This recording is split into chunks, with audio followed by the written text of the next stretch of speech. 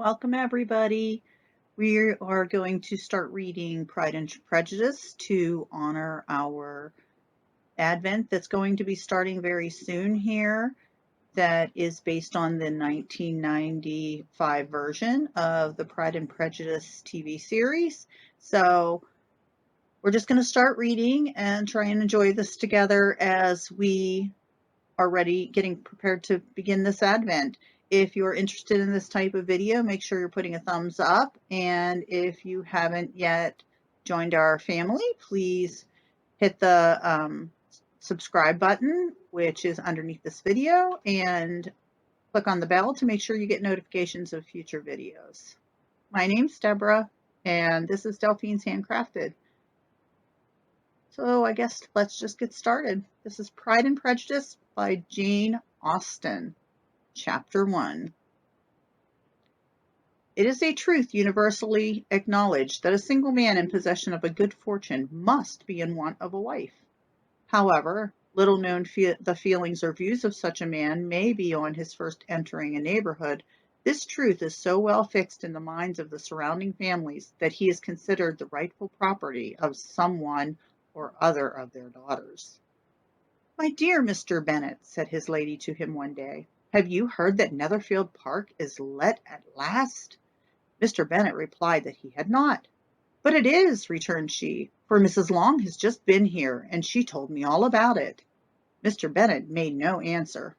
"Do you not want to know who has taken it?" cried his wife impatiently.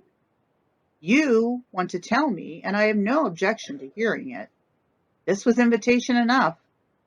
"Why, my dear, you must know. Mrs. Long says that Netherfield is taken by a young man of large fortune from the north of England, that he has come down on Monday in a chaise and four to see the place, and was so much delighted with it that he agreed with Mr. Morris immediately that he is to take possession before Michaelmas, and some of his servants are to be here in the house by the end of next week."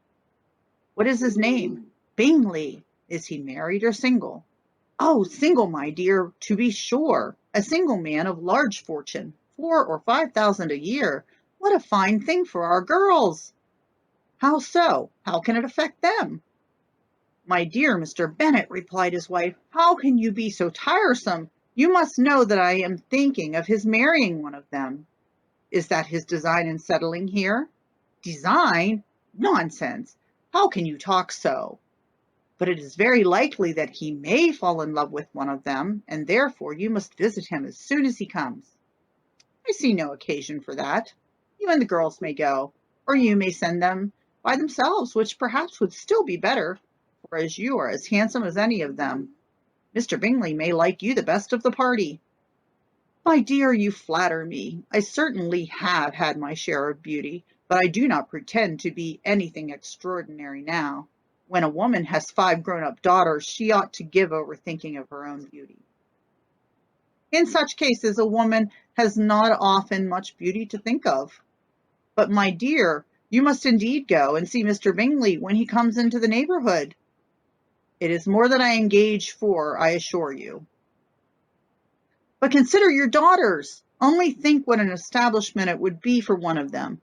Sir William and Lady Lucas are determined to go, merely on that account, for in general, you know, they visit no newcomers. Indeed, you must go, for it will be impossible for us to visit him if you do not." "You are over scrupulous, surely. I dare say Mr. Bingley will be very glad to see you, and I will send a few lines by you to assure him of my hearty consent to his marrying whichever he chooses of the girls, though I must throw in a good word for my little Lizzie." "I desire you would do no such thing. Lizzie is not a bit better than the others, and I am sure she is not half so handsome as Jane, nor half so good-humoured as Lydia, but you are always giving her the preference." "They have none of them much to recommend them," replied he. "They are all silly and ignorant, like other girls, but Lizzie has something more of a quickness than her sisters. Mr. Bennet, how can you abuse your own children in such a way? You take delight in vexing me. You have no compassion for my poor nerves." "You mistake me, my dear. I have high respect for your nerves. They are my old friends." I have heard you mention them with consideration these last 20 years at least. Ah, you do not know what I suffer. But I hope you will get over it and live to see many young men of 4,000 a year come into the neighborhood. It will be of no use to us if 20 should come, since you will not visit them. Depend upon it, my dear, that when there are 20, I will visit them all.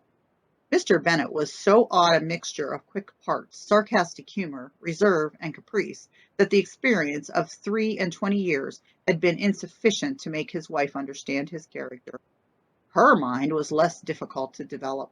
She was a woman of mean understanding, little information, and uncertain temper. When she was disconnected, she fancied herself nervous. The business of her life was to get her daughters married. Its solace was visiting and news. Chapter 2. Mr. Bennet was among the earliest of those who waited on Mr. Bingley. He had always intended to visit him, though to the last always assuring his wife that he should not go. Until the evening after the visit was paid, she had no knowledge of it. It was then disclosed in the following manner. Observing his second daughter employed in trimming a hat, he suddenly addressed her with, "I hope Mr. Bingley will like it, Lizzie." "We are not in a way to know what Mr. Bingley likes," said her mother resentfully, "since we are not to visit." "But you forget, mamma," said Elizabeth, "that we shall meet him at the assemblies, and that Mrs. Long promised to introduce him." "I do not believe Mrs. Long will do any such thing. She has 2 nieces of her own. She is a selfish, hypocritical woman, and I have no opinion of her." "No more have I," said Mr. Bennet. "I am glad to find that you do not depend on her serving you."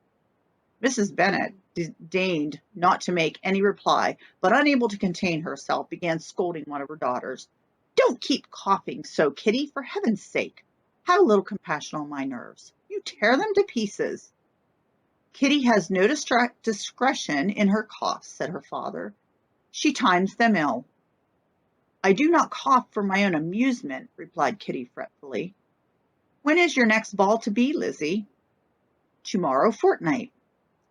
"Ay, so it is," cried her mother, "and Mrs. Long does not come back till the day before, so it will be impossible for her to introduce him, for she will not know him herself." "Then, my dear, you may have the advantage of your friend, and introduce Mr. Bingley to her." "Impossible, Mr. Bennet, impossible, when I am not acquainted with him myself. How can you be so teasing?"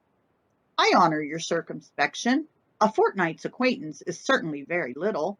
One cannot know what a man really is by the end of a fortnight. But if we do not venture, somebody else will, and after all, Mrs. Long and her daughters must stand their chance, and therefore, as she will think of it as an act of kindness, if you decline the office, I will take it on myself." The girls stared at their father. Mrs. Bennet said only, "Nonsense, nonsense." "What can be the meaning of that emphatic exclamation?" cried he. "Do you consider the forms of introduction and the stress that is laid on them a nonsense? I cannot quite agree with you there. What say you, Mary? For you are a young lady of deep reflection. I know and read good great books and make extracts." Mary wished to say something sensible, but knew not how. While Mary is adjusting her ideas, he continued, "Let us return to Mr. Bingley." "I am sick of Mr. Bingley," cried his wife. "I am sorry to hear that.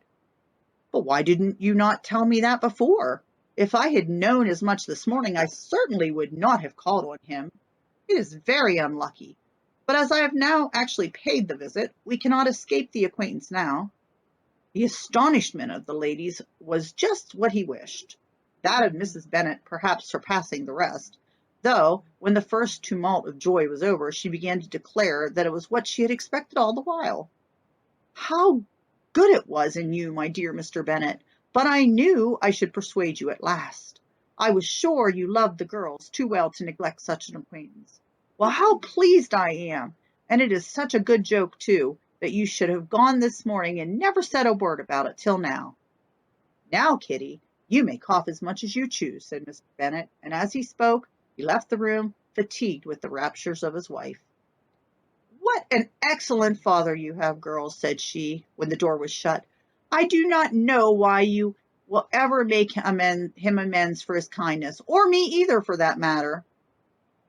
At our time of life, it is not so pleasant, I can tell you, to be making new acquaintances every day, but for your sakes, we would do anything. Lydia, my love, though you are the youngest, I dare say Mr. Bingley will dance with you at the next ball. Oh, said Lydia stoutly, I am not afraid, for though I am the youngest, I am the tallest. The rest of the evening was spent in conjecturing how soon he would return Mr. Bennet's visit, and determining when they should ask him to dinner. Well, that was the first 2 chapters. I hope everybody enjoyed Pride and Prejudice as much as my daughter and I do. So everybody have a great day, and we will continue this later. Bye.